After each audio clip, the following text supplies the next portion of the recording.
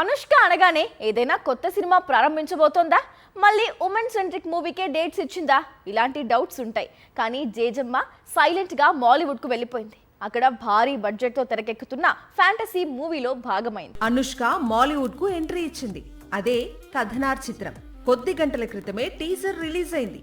మలయాళ నటుడు జయసూర్య హీరోగా నటిస్తున్నాడు. దాదాపు 100 కోట్ల బడ్జెట్ తో తెరకెక్కుతున్న చిత్రం ఇది. అనుష్క ప్రధాన పాత్రలో కనిపించడంతో సినిమాకు ఒకేసారి పాన్ ఇండియా క్రేజ్ వచ్చేసింది. మాలీవుడ్ లో హోమ్ అనే చిత్రం తీసి ఇంప్రెస్ చేసిన రోజిన్ థామస్ ఈ భారీ చిత్రాన్ని 3 ఏళ్లుగా తెరకెక్కిస్తున్నాడు.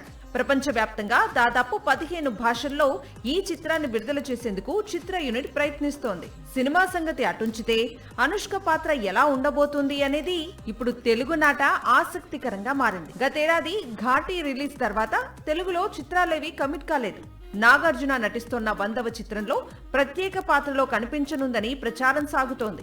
ఇక పెళ్లిపై వచ్చిన రూమర్స్ లో సైతం నిజం లేదని చెప్పుకొచ్చింది అనుష్క. సాక్షి టీవీ ప్రసారాలను నిలిపివేయడం చట్టరీత్యా నేరం. సాక్షి టీవీ ప్రసారాల కోసం మీ స్థానిక కేబుల్ ఆపరేటర్ను వెంటనే సంప్రదించండి.